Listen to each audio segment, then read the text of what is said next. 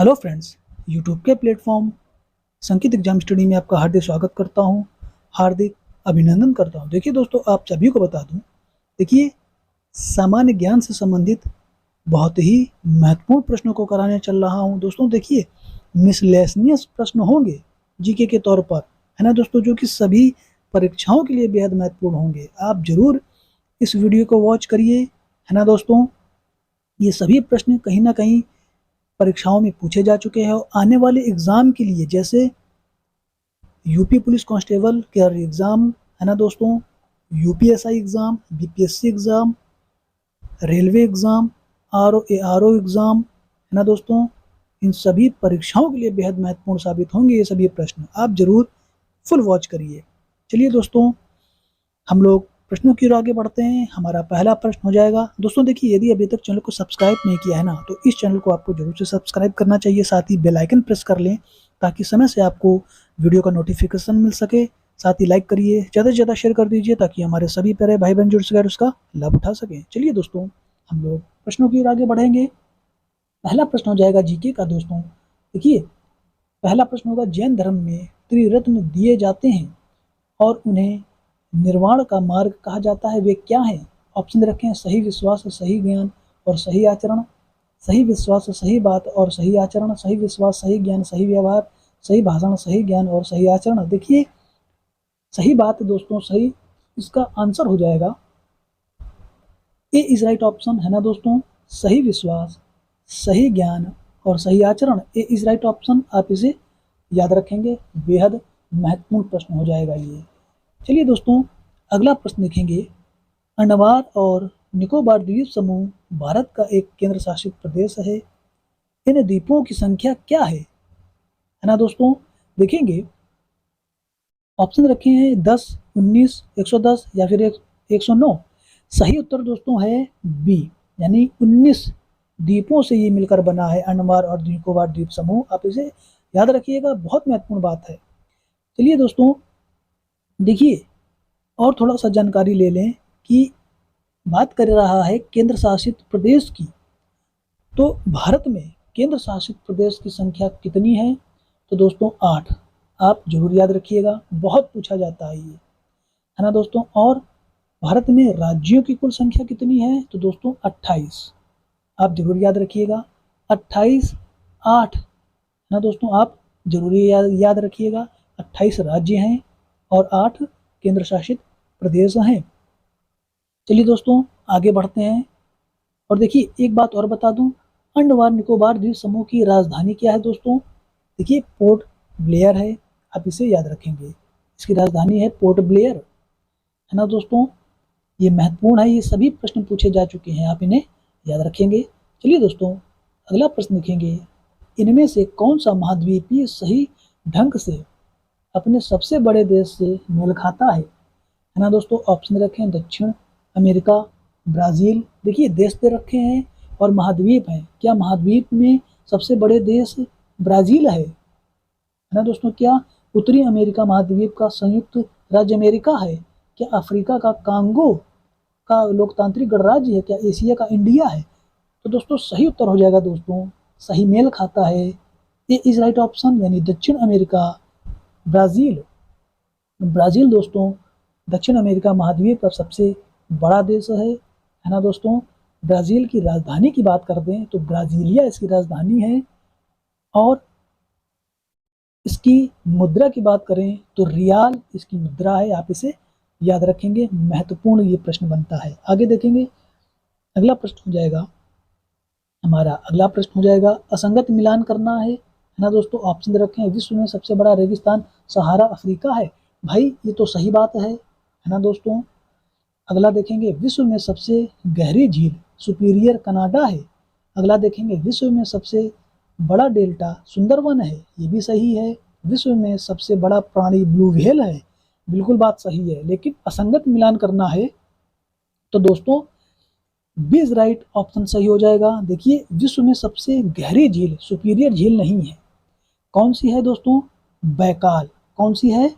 Baikal. आप इसे याद रखेंगे, जो कि रूस में है।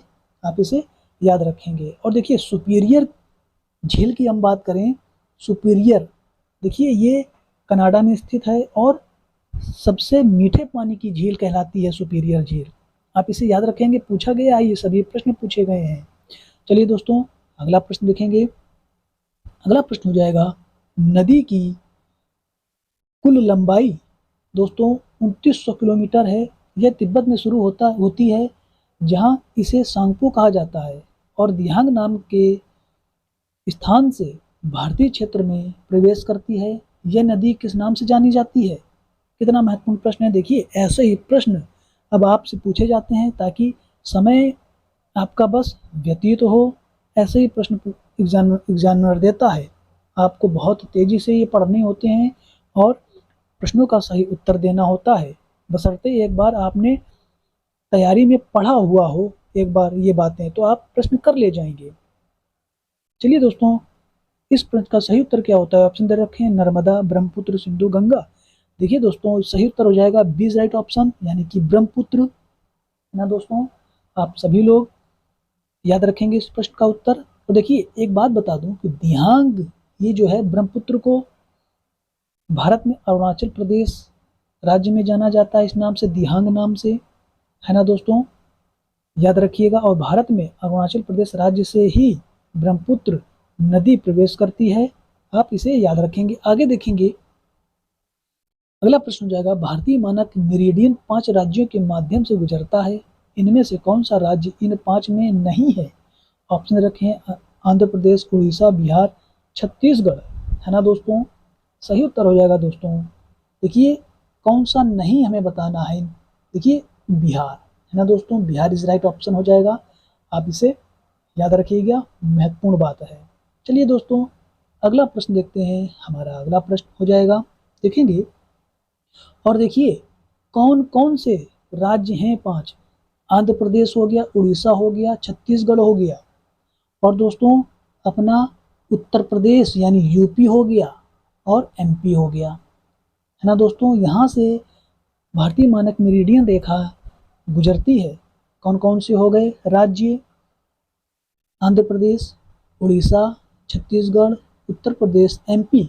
और देखिए उत्तर प्रदेश में इलाहाबाद से यानी प्रयागराज से देखिए कितने डिग्री पर मानक भारतीय मानक समय है ना दोस्तों, देखिए 88.5 डिग्री।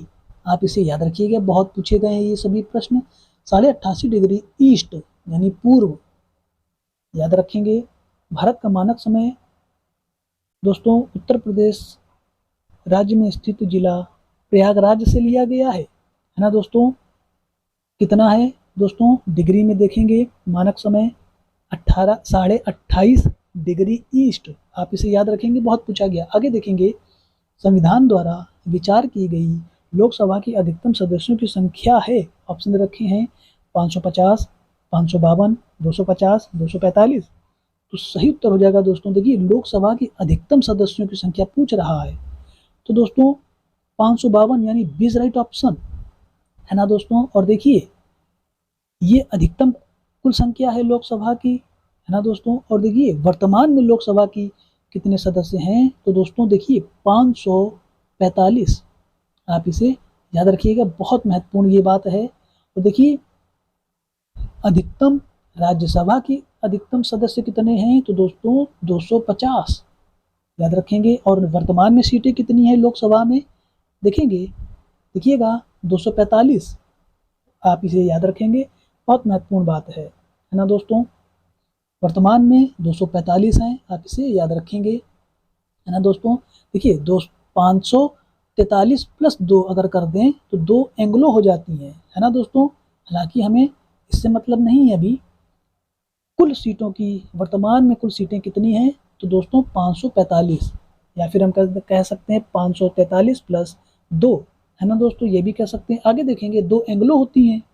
चलिए दोस्तों अगला प्रश्न हो जाएगा, देखेंगे भारत के किस संविधान के संशोधन अधिनियम ने पंचायती राज को एक संवैधानिक निकाय माना है?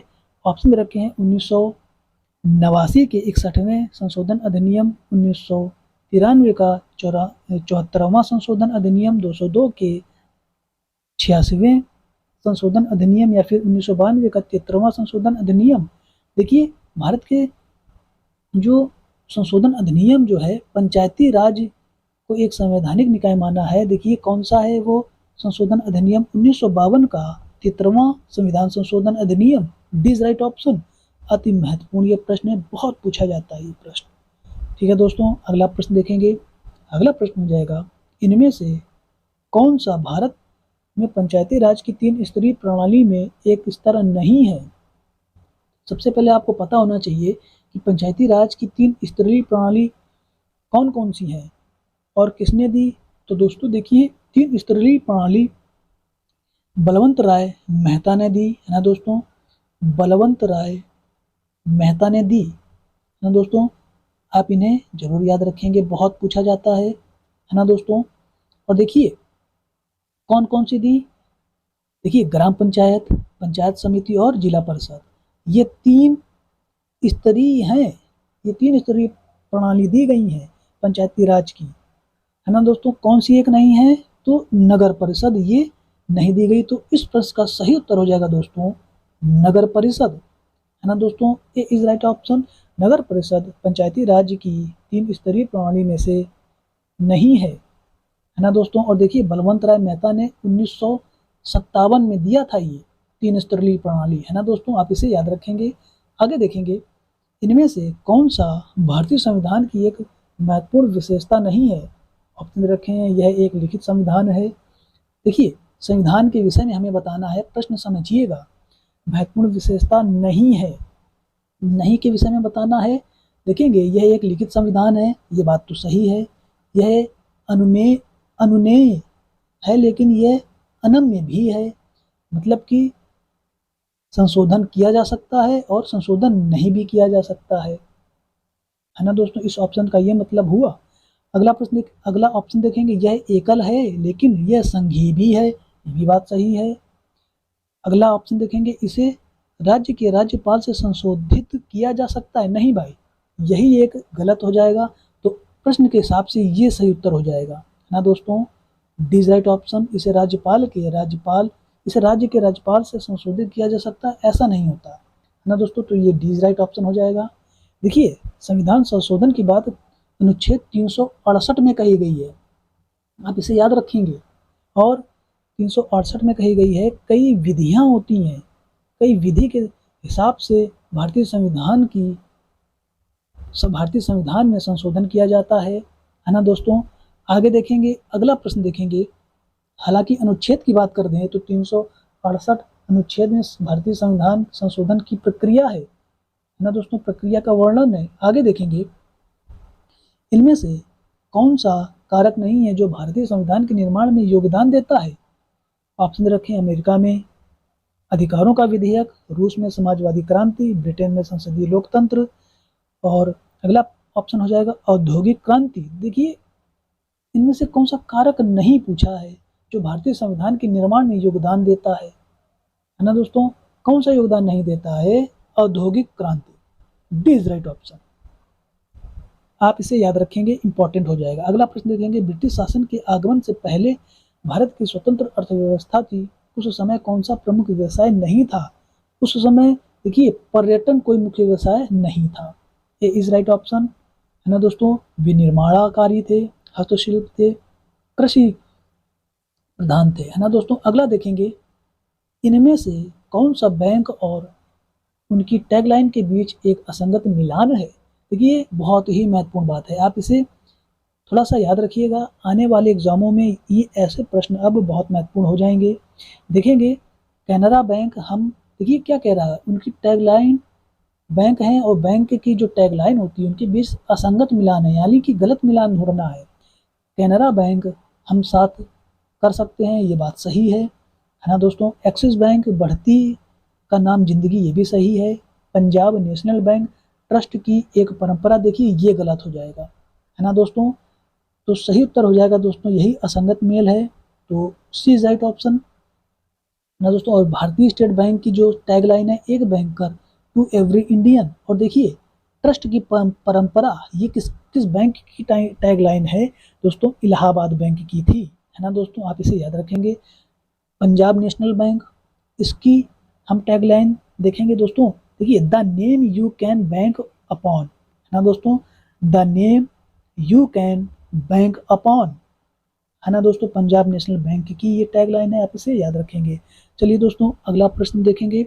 हमारा अगला प्रश्न हो जाएगा, स्थायी रूप से संग्रहित डेटा के लिए उपयोग किए जाने वाला शब्द है। तो दोस्तों देखिए, ऑप्शन रखे हैं टेम्पो डेटा, चुनिंदा डेटा, कैश डेटा या फिर टेम्पो डेटा। देखिए, सही उत्तर हो जाएगा cache data. C is right option, ये सही उत्तर हो जाएगा। चलिए दोस्तों, अगला देखेंगे। अभिज्ञान शाकुंतलम के लेखक कौन है? रामदास, कालिदास, सूरदास या फिर तुलसीदास। सही उत्तर हो जाएगा दोस्तों Kalidas, B is right option. ये सभी प्रश्न बार बार पूछे जा चुके हैं, आप इन्हें जरूर याद रखेंगे। अगला प्रश्न हो जाएगा, इनमें से कौन सा विकल्प एमएस एक्सेल के इंसर्ट टैब में मौजूद नहीं है ना दोस्तों। देखिए, आप सभी ने एमएस एक्सेल जरूर चलाया होगा, है ना दोस्तों। और देखिए, इंसर्ट टैब में मौजूद नहीं होता है प्रतीक, लिंक, अनुच्छेद या फिर रेखांकन। देखिए, एमएस एक्सेल ऐसा ही तो होता है, कॉलम में बटे होते हैं इस तरह से, है ना दोस्तों। और उस पर हम वर्क करते हैं, नेम लिखते हैं, उसके यहाँ से हम देखिए रिजल्ट का जो पूरा मार्कशीट होती है हम इससे बनाते हैं, है ना दोस्तों। जो टीचर्स होते हैं एमएस एक्सेल का प्रयोग करते हैं मार्कशीट बनाने में, क्यों? क्योंकि उसमें कॉलम वगैरह होते हैं। लेकिन एक चीज़ नहीं होती है उसमें, एक चीज़ मौजूद नहीं होती है। क्या नहीं? देखिए दोस्तों, अनुच्छेद नहीं होता है ना दोस्तों। अनुच्छेद यानी पैराग्राफ, है ना दोस्तों। अनुच्छेद नहीं होता है, पैराग्राफ नहीं होता है ना दोस्तों। आप इसे याद रखेंगे। अगला प्रश्न देखेंगे, उत्तर प्रदेश का त्रिवेणी संगम किन नदियों का संगम का स्थान है? अति महत्वपूर्ण प्रश्न है। ऑप्शन रखे हैं गंगा, यमुना, नर्मदा, गंगा, यमुना, सिंधु, गंगा, यमुना, सरस्वती, गंगा, यमुना, ताप्ती। सही उत्तर हो जाएगा दोस्तों गंगा, यमुना, सरस्वती।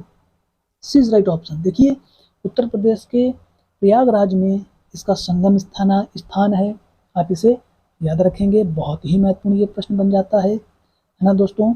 और देखिए, यहीं पर हर 12 वर्ष में कुंभ मेले का आयोजन होता है और अर्ध कुंभ का 6 वर्ष में आयोजन होता है और 12 वर्ष में कुंभ मेले का आयोजन होता है, आप इसे याद रखेंगे।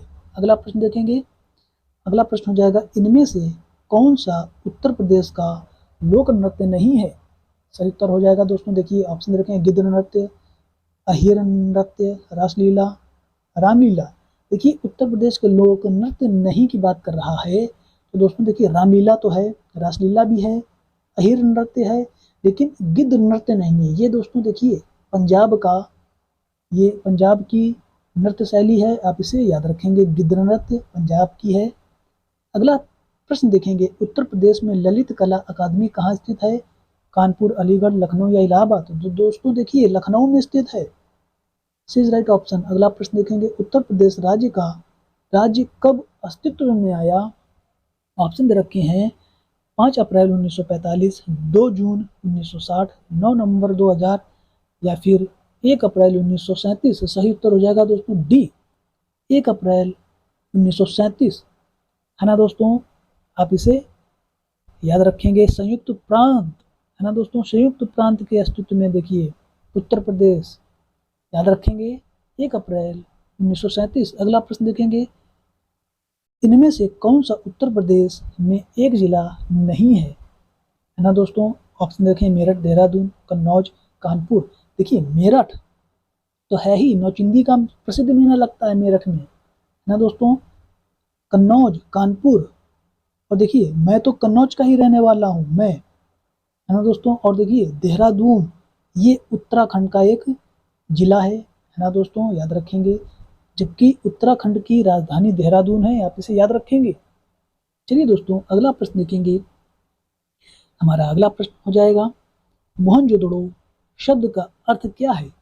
एक बाजार क्षेत्र, रहने की जगह, मुर्दों का टीला, पसंदीदा शहर। देखिए, मोहनजोदड़ो शब्द जो है मुर्दों का टीला है। सिंध भाषा से लिया गया है मुर्दों का टीला, आप इसे याद रखेंगे। और देखिए, मोहनजोदड़ो की जो खोज की गई है दोस्तों 1922 में की गई है ना दोस्तों। राखाल दास बनर्जी ने की है 1922 में, राखाल दास बनर्जी ने, आप इसे याद रखेंगे। मोहनजोदड़ो कहाँ स्थित है दोस्तों? देखिए, सिंध नदी के किनारे लारकाना जिले में स्थित है। लारकाना जिला कहाँ स्थित है दोस्तों? देखिए पाकिस्तान में अब स्थान है। याद रखेंगे, इंपॉर्टेंट बातें हैं, ये सभी प्रश्न पूछे जाते हैं। अगला प्रश्न देखेंगे, बाल गंगाधर तिलक ने होम रूल लीग की स्थापना कब की? ऑप्शन दे रखे हैं 1914, 1916, 1917, 1922। सही उत्तर हो जाएगा दोस्तों 1916। ये सभी प्रश्न मैंने बता रखे हैं। आप एक बार मेरे पुराने वीडियो देखिए उठा करके, आप देखते ही नहीं हैं। फुल वॉच करिए, उन्हें देखिए, शेयर कर दीजिए दोस्तों को, है ना दोस्तों। यदि आप जब बेहतरीन तरीके से शेयर करेंगे, सब्सक्राइबर बढ़ेंगे, साथ मेरे जुड़ेंगे, तभी तो मेरा और भी मोटिवेशन बढ़ेगा दोस्तों, है ना दोस्तों। चलिए दोस्तों, हम लोग आगे प्रश्नों की ओर आगे बढ़ते हैं। हमारा अगला प्रश्न हो जाएगा, किस लड़ाई में अंग्रेजों ने बंगाल के नवाब सिराजुद्दौला को हराया था? सही उत्तर हो जाएगा दोस्तों, ऑप्शन रखें 1964 में बक्सर का युद्ध में, 1761 में पानीपत की तीसरी लड़ाई, 1760 में बंदी वेश की लड़ाई, 1757 में प्लासी का युद्ध। तो दोस्तों देखिए 1757 में प्लासी की लड़ाई, है ना दोस्तों। प्लासी का युद्ध कब हुआ था? प्लासी का युद्ध दोस्तों 1757 में। इस युद्ध में ही अंग्रेजों ने बंगाल के नवाब सिराजुद्दौला को हरा दिया था। आप इसे याद रखेंगे। अगला प्रश्न हो जाएगा, सुभाष चंद्र बोस ने भारतीय राष्ट्रीय कांग्रेस के अध्यक्ष पद से इस्तीफा कब दिया? अति महत्वपूर्ण प्रश्न है ना दोस्तों, भारतीय राष्ट्रीय आंदोलन से संबंधित। देखिए इसका सही उत्तर क्या हो जाएगा, 1938, 1939, 1940, 1943। देखिए सुभाष चंद्र बोस ने भारतीय राष्ट्रीय कांग्रेस के अध्यक्ष पद से इस्तीफा कब दिया? तो दोस्तों 1939 में, है ना दोस्तों। इन्होंने इस्तीफा दे दिया त्रिपुरा अधिवेशन में। त्रिपुरा अधिवेशन कब हुआ? 1939 में। इसी अधिवेशन में ही सुभाष चंद्र बोस ने अपने पद से, अध्यक्ष पद से इस्तीफा दे दिया और फॉरवर्ड ब्लॉक की स्थापना करी। प्रश्न बहुत पूछा जाता है कि फॉरवर्ड ब्लॉक की स्थापना किसने की? सुभाष चंद्र बोस ने। कब हुई? 1939 में, त्रिपुरा अधिवेशन में। और इसके बाद सुभाष चंद्र बोस के बाद अध्यक्ष पद किसने संभाला? तो दोस्तों डॉक्टर राजेंद्र प्रसाद ने। आप इसे याद रखेंगे। ये सभी प्रश्न मैंने कराए हैं, आप बारी बारी से देखिए। और ये एक तरह की प्रैक्टिस चल रही है प्रश्नों की। सिर्फ आपको बस वीडियो में बने रहना है, बेहतरीन तरीके से आप वॉच करिए, फुल वॉच करिए, आपकी बहुत बेहतरीन तैयारी होगी। चलिए दोस्तों, ये इतने प्रश्न मैंने कराए हैं। ये सभी प्रश्न आपको यदि पीडीएफ के रूप में चाहिए तो टेलीग्राम चैनल में मैंने पीडीएफ दे रखी है। टेलीग्राम चैनल ज्वाइन करने के लिए डिस्क्रिप्शन बॉक्स में मैंने लिंक दे रखा है, वहाँ से आप टेलीग्राम चैनल ज्वाइन कर सकते हैं। ठीक है दोस्तों, आप बेहतरीन तैयारी करिए, ऐसे में बेहतरीन कंटेंट लाता रहूँगा। और देखिए और भी प्रश्न मैंने कराए हैं, प्लेलिस्ट के रूप में आप जरूर देखिए। मैं फिर से कह रहा हूँ, जरूर देखिए, फुल वॉच करिए। मैं आई बटन पर प्लेलिस्ट लगा दूंगा, आप उसे जरूर वॉच करिए। चलिए दोस्तों, वीडियो को यहीं समाप्त करते हैं। चैनल को लाइक, सब्सक्राइब ज़्यादा से ज़्यादा शेयर कर दीजिए। ऐसे ही अगले बेहतरीन वीडियो के साथ मिलते हैं। जय हिंद, जय भारत, वंदे मातरम।